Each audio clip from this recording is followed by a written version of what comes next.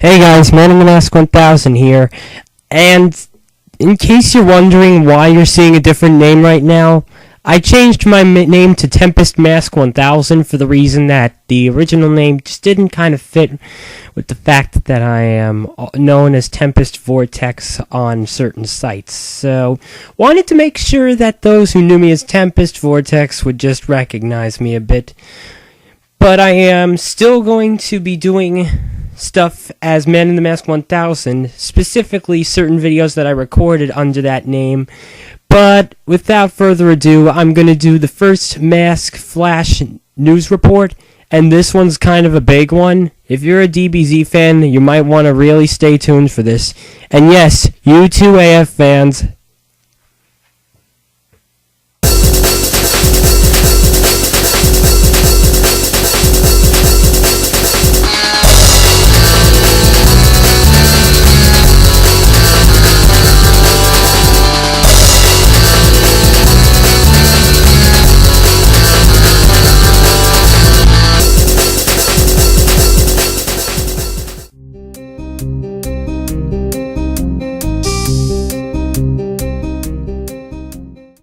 So, with all that said, let's start the first episode of Man in the Mask 1000's new Mask News Flash. Now, with Tempest Mask 1000, and that's me, your host. Alright, so, DBZ fans, I hope you're ready for one of the most unfortunate to some and surprising to others shock of your lifetime.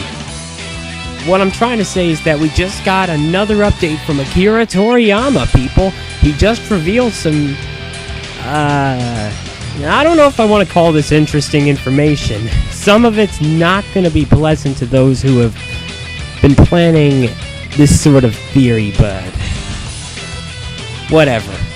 So let's start with Beerus, the god of destruction, people. It looks like another piece of his history has just been added. And, alright, here we go. So, you want to know who sealed Old Kai in the Z-Sword? Beerus. Yeah, it's officially canon now, people, and it's no joke. You see, Beerus decided to hold meetings with other deities and whatnot, and due to this some kind of argument or whatnot, according to the new information, seems that it caused Beerus to seal Old Kai in the Z-Sword now, and this was actually his decision to do that instead of destroying the world of the Kais. So this proves that he doesn't always destroy stuff. My thoughts on this aren't too happy on this. See, for my fan manga series, I was going to make a series called Dragon Ball EW, and I had a character planned for that role. His name was going to be Enderic, and yeah, that kind of ruins it. Yeah, and I'm afraid it's going to probably affect your stories as well. Sorry guys, but hey, this stuff happens. Just like Gene, eh? But hey, at least it proves one, but you know what, no, it doesn't prove a thing, actually. To be honest with you, I'm actually gonna do a quick rant here. I mean, how could it be possible? See, Toriyama had Old Kai say that the person who sealed him in the Z-Sword wasn't as strong as Boo, or at least as evil as Boo. And Beerus here,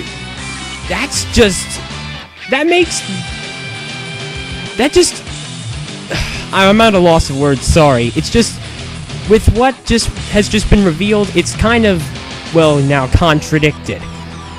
Making it quite the, I don't know, I'm gonna call bull on that one. I mean, seriously, Toriyama? I kind of don't have a problem with this, and yet I kind of do. But I think I'm gonna have to get used to that, you know? And are we gonna actually see that in another thing? Another manga or movie? I don't think so. But, whatever. So, sorry if you were gonna plan on doing this, on having a fan villain in your series do that. But if you want to stay canon to the story, you're probably gonna want to use Beerus as the one who sealed Old Kai. Beerus, Bills, whatever. But, hey, ain't that a shame? Well, that wraps up the first report, and now moving on to the next one about the androids? Oh, yes, he did! Well, slap my rear and call me Paul Revere. We got some new Dr. Jarrell info and... forget it. Forget my Android 13 impression. Whatever. But yeah, Android 20, 19, 18, 17, and 16. Each and every one of them got a little revelation. Why? I don't know. But Toriyama did reveal some important info on them, each of them. Alright, I hope you're ready for this one. Okay, so the next one, we'll start with 19. Jiro actually based 19 off of a doll that was technically made to decorate the command center for the Red Ribbon Army. That explains why we had a mysterious mime this whole time. Team 4-star, get it? Oh, what the... Anyway, the next report has to do with Android 16. Guess what, people? Dr. Jiro was a father.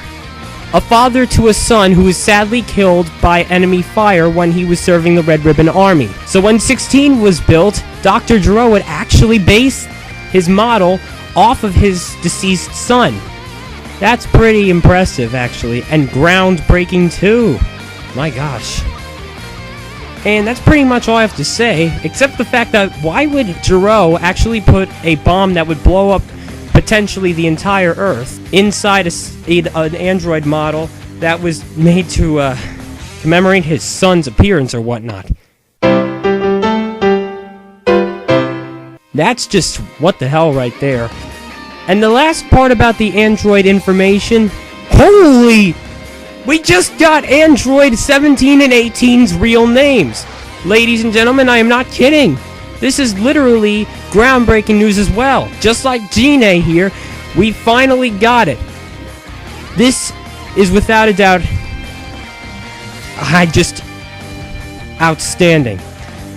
Toriyama has revealed 17 and 18's human names to be Lapis for 17 and Lazuli for 18.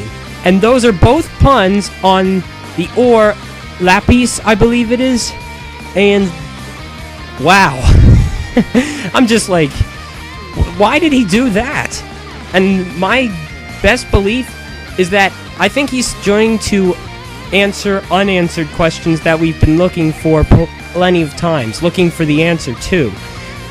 Either that or he's going to do some manga that explains these past experiences in full detail, just like he did with Minus. Though then again, I hope he doesn't contradict here, because see, with the Beerus report and all, I'm starting to think that he's becoming a little too contradictory for his own series. And as much as I really hate to say that to Toriyama, because I think he is one of the most creative manga makers ever, I don't know. He's doing us some groundbreaking work right now, just revealing this stuff. I hope that none of this is too contradictory to what should already exist, you know? Because that would just be a kind of off the chain. I think you get what I mean by that. But there's just one more thing about number 17. Lady fans of 17, you cannot kiss the bride. Or at least... Yeah, it turns out that 17 has a wife. And 2 adopted children.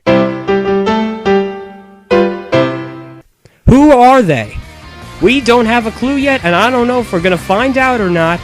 But apparently this is also going to probably seem a little detrimental to your fan stories. That is, if you want to stick with what canon terms have been laid out to the Dragon World. But nonetheless, I do apologize that I have to also be the one to break your hearts, people. Now, when he gets married, I do not know. We don't know yet. This has just been revealed, so don't worry about it. Anyway, the next report has to do with... What the heck?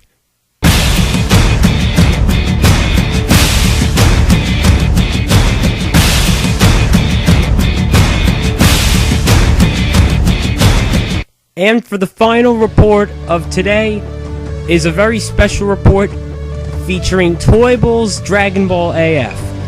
Ladies and gentlemen, I was very surprised when I first saw my friend Menkion helping Toyble out with something very, very special. In that the main villain, and probably only villain, Xicor, the son of Goku, and Leela, the West Supreme Kai, has hidden potential that we never knew about. And I'm not talking about one that he unlocks himself. I'm talking about that evil potential, that secret weapon. Because after a month of sealing within the Z-Sword, with the results of Vegeta and Trunks training through a man-made hyperbolic time chamber, somehow created by Dr. Briefs, even a normal Super Saiyan Vegeta can make Xicor, or Xicor, take your pick, look like a wimp. So what does Xicor have to counter this? Ladies and gentlemen, for the final report, it has been revealed that Xicor can transform. And I kid you not, this is a literal, legit thing. Looking at this picture totally proves it. What started as a sketch was then inked. Toyble himself sketched that page, later to be inked by my bud Menkion, who's also going to make his own DBAF series. But that's besides the point. He's also helping Toyble, who should be at this moment working at Dragon Ball Heroes Victory Mission, the manga, to my best belief. Yet the process is still going on, whereas he's doing the pages, but more or less the sketches. And whatever. But nonetheless, what you're looking at is legit Xicor material. The guy could transform all along. Just not into a Super Saiyan as you thought. Also, this totally deconfirms the fact that he was a Super Saiyan 5 in his normal state. And I had a feeling... No, I didn't have a feeling. I knew this from the start. A lot of people seem to speculate that the guy's a Super Saiyan 5. Yeah, I'm sorry people, but this totally proves my point. In fact, I would have to say he could look like a Super Saiyan 4 more or less, and I don't know. But in desperation, it is presumed that Xicor uses this form, and that it turns the tables completely. Not even a Super Saiyan 4 Vegeta and Gohan could ever keep up to this new state. And oh my god, look at this. Xicor or Xicor in this new transformed state. He calls it Super Saiyan 5, but this is not the real Super Saiyan 5. In fact, this form is to be countered by the Super Saiyan 5 form that is to be Goku. Oh yeah, and one more thing. The manga pages for when Goku does the transformation are out. Check Toyble's blog. You are going to be amazed. But oh my god, I've been meaning to tell you guys this for some time now. It's just like incredible. Let's take a look at Xicor's form. This new transformation makes him bulkier like the legendary Super Saiyan form. In fact, his eyes are gone. Also note that, a little like Frieza, he's got the patterns, the eye patterns. Frieza in his fourth form. Those lines that go down from his eyes are there. It's a little weird. But the hair, I wouldn't call it too much of a change. In fact, the Widow's Peak was actually there from his base state. Now, this power, like I said, it totally makes the Super Saiyan trained Vegeta, it makes all of his power, all of his training, lose its effect. And therefore, even a Super Saiyan 4 couldn't take him on. But does this form have limits? That's a good point. Also, are we ever going to see this form in ZEQ2? Oh, I can't wait to see that day. But ladies and gentlemen, I am not kidding. This is legit for Toyble's thing, and I can't wait to see what kind of havoc this guy wreaks on. Yes, better not be killing anybody that I care about. Man, sorry, was that me? Well, that wraps up for Man in the Mask 1000's first news flash. aka the Tempest Mask Newsflash. Thank you guys so much for watching, and that spread the word, people. This is worth something to be heard by the public. This is breakthrough to canon, to Fanon. I'm just impressed. Also, if you want to become one of my Masquerades or Masquette supporters, just hit that subscribe button. Comment your thoughts about today's episode, and if you want to, give that thumbs up button a nice, good This is the Tempest Mask 1000. Good night, and Godspeed.